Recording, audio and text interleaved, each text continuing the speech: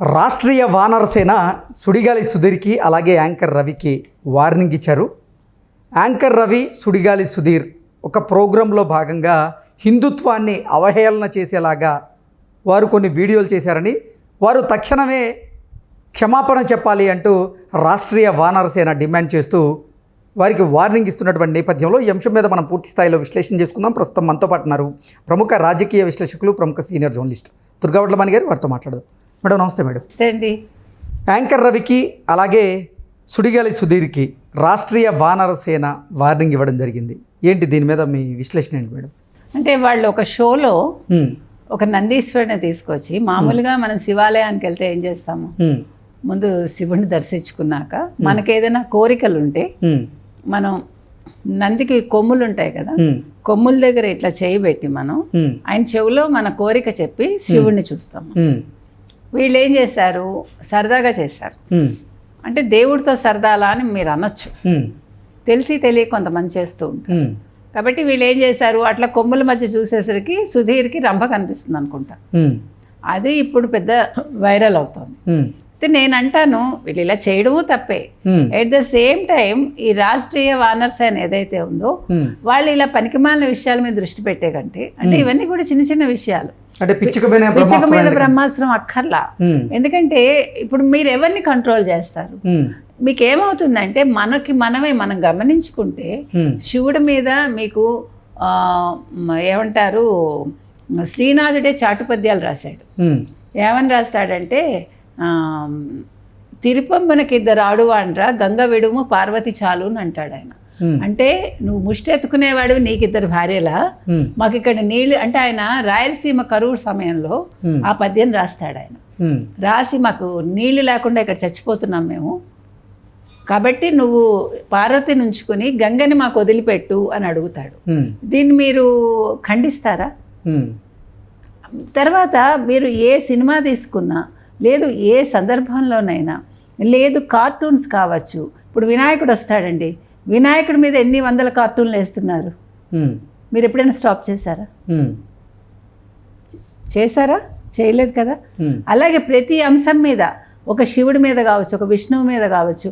ఇంకొకటండి, మీరు మాట్లాడేటప్పుడు కనీసం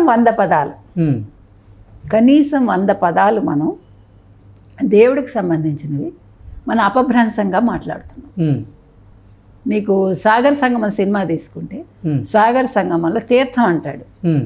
తీర్థం ఆ స్వామి, తీర్థం సాయంకాలం ఇస్తారు అని అంటాడు అతను.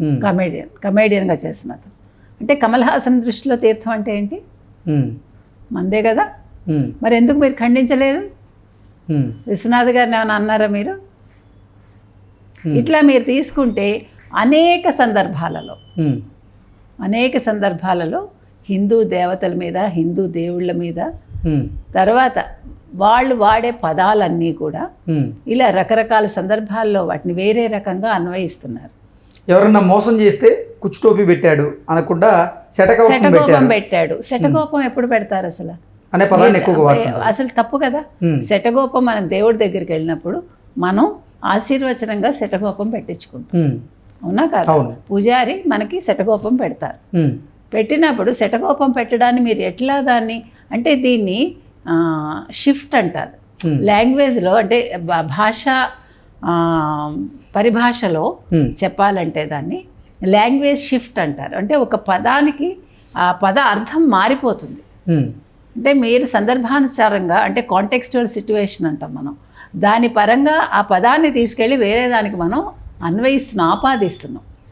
సో ఈ ఆపాదన మీరు ఎప్పుడైనా ఆపారా? మీరు ఎప్పుడైనా ఆలోచించారా? అడుగుతున్నా. ఎంఎఫ్ హుస్సేన్ తీసుకోండి మీరు. ఎంఎఫ్ హుస్సేన్ సరస్వతీదేవిని నగ్నంగా చిత్రీకరించాడు. దాన్ని మహామేధావులందరూ ఇట్స్ ఎ గ్రేట్ ఆర్ట్ అన్నారు. నేను అడుగుతా, ఎంఎఫ్ హుస్సేన్ వాళ్ళ అమ్మ బొమ్మను అలా చిత్రీకరించగలరా? వాళ్ళ భార్య బొమ్మను అలా చిత్రీకరించగలరా? వాళ్ళ కూతురు బొమ్మను అలా ఆర్ట్ అని చెప్పి చిత్రీకరించగలరా? లేదు, ఈ మెచ్చుకున్న వాళ్ళందరూ వాళ్ళ భార్యల్ని కానీ, వాళ్ళ తల్లుల్ని కానీ, వాళ్ళ కూతుళ్ళని కానీ ఎంఎఫ్ హుస్సేన్ చిత్రీకరిస్తే ఊరుకుంటారా? చెప్పండి. మీరు మహాపతివ్రతలు ఎవరు అని ఎవరైనా అడిగితే మనం ఏం చెప్తాము? అరుంధతి, సతీ, అనసూయ. ఎందుకు? మా అమ్మ పేరు చెప్పాలి నేను. మా అమ్మ నాకు మహాపతివ్రత నా దృష్టిలో.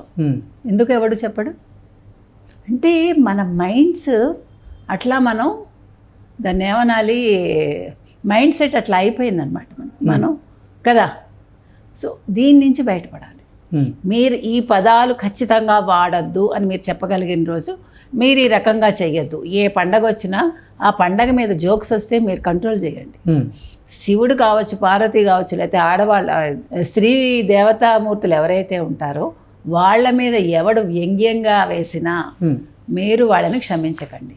రంభ, ఊర్వశి, మేనకల మీద ఎన్ని వస్తాయి.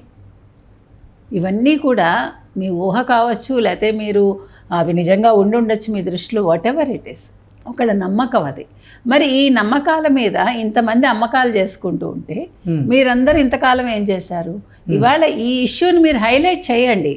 నేననేది ప్రతిదాన్ని వక్రీకరించి లేనిపోని గొడవలు సృష్టించి హిందూ మతం మీద ఒక నెగిటివ్ ఇది తీసుకురావద్దు. Be positive. అంటే కొంతమంది నెటిజన్లు కూడా ఇప్పుడు యాంకర్ రవి అలాగే సుధీర్ చేసింది కూడా తప్పే కదా, అది హిందువుల మనోభావాలను దెబ్బతీయడమే కదా అన్నట్లుగా కమెంట్లు చేస్తున్నారు. దీన్ని ఎలా చూడాలంటారు? వాళ్ళు క్షమాపణ చెప్పమానండి, అంతవరకే.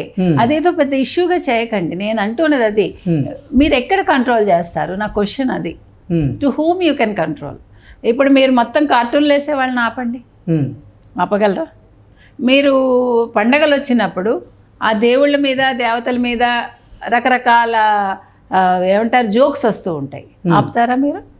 మనం వాడే పదాలన్నీ కూడా వాటిని వాళ్ళకి తగ్గట్టుగా వాటిని వాళ్ళు అన్వయించుకుని, అంటే దేవుడికి సంబంధించి లేకపోతే దేవుడికి చేసే కైంకర్యం అనే పదం కూడా, కైంకర్యాలకు సంబంధించిన పదాలన్నీ కూడా మీరు వేరే వాటికి వాడుతున్నారు. ఒక దొంగతనానికో, లేదా ఒక చెడ్డ పని చేసినప్పుడు, ఒక మందు తాగినప్పుడు రకరకాల సంబంధాలు పెట్టేసి వాటిని వాడుతున్నారు. వీటన్నింటినీ కూడా మీరు కంట్రోల్ చేయండి. చేసినప్పుడు మనం ఎవరైనా అనే హక్కు ఉంటుంది. ఈవెన్ సినిమాల్లో మీరు చూసుకోండి, ఎంతమంది దేవుళ్ళని కించపరిచారండి, ఎన్ని రకాలుగా కించపరిచారండి. అప్పుడు ఎవడైనా నోరెత్తాడా? ఓకే. ఇప్పుడు క్రిస్టియన్స్ అండి, క్రిస్టియన్ ఫాదర్స్ మాట్లాడేటప్పుడు వాళ్ళు సీతని ఎలా మాట్లాడుతున్నారు, రామాయణాన్ని ఎలా మాట్లాడుతున్నారు. ముప్పాళ్ళ రంగనాయకమ్మ లాంటి వాళ్ళు రామాయణ విశ్వవృక్షం రాశారు. అంటే మీరు ఒకటి గుర్తుపెట్టుకోండి, ప్రతి వాడికి, అంటే హిందువుగాను, నేను ముస్లిం అన్నా, నేను క్రైస్తవుడినన్నా, లేదు నేను ఒక మార్క్సిస్ట్ ఇదన్నా, నేను ఒక కమ్యూనిస్ట్ అన్నా, ఎవడైనా హిందుత్వం మీద బతుకుతారు. హిందుత్వాన్ని వాళ్ళు బేస్ చేసుకుని వాళ్ళ మత ప్రచారం కావచ్చు, లేకపోతే వాళ్ళ భావాలను ప్రచారం చేయటం కావచ్చు, ఇక్కడ వీళ్ళని కించపరిచి దీని మీద వాళ్ళు బతుకుతున్నారు. రామాయణం పేరు చెప్పకుండా ఎవడు మార్క్సిస్ట్ రామాయణం, ఏది రామాయణ విశ్వవృక్షం, రామాయణ కల్పవృక్షం ఎవరు రాశారు?